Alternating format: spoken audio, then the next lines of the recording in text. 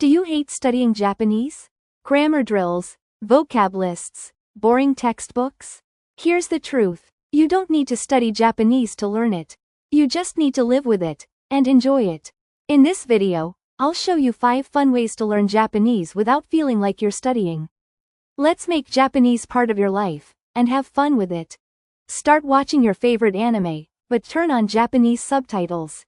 You'll hear real pronunciation and see the words on screen. Pause when something sounds interesting. Write down 1 or 2 new phrases. That's enough. It's fun, natural, and you'll start to hear words again and again. Change your favorite game's language to Japanese.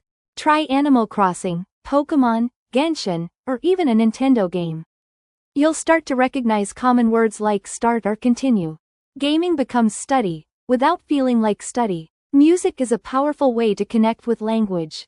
Pick a song you like, find the lyrics, and sing along. Try songs by Ame, Yoasobi, Kenshi Yonezu, or Vocaloid producers.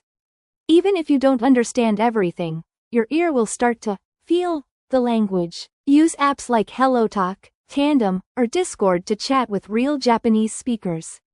You don't need to be perfect. Just say hi, share interests, and ask questions. Real conversations are better than 100 textbook drills. Try journaling in Japanese. Post simple tweets. Make flashcards of your own words. When you use Japanese creatively, it becomes part of who you are, not just something you study. Learning Japanese doesn't have to be boring. In fact, it shouldn't be. If you make it fun, you'll stick with it. And that's how real progress happens. Don't just study Japanese, enjoy it.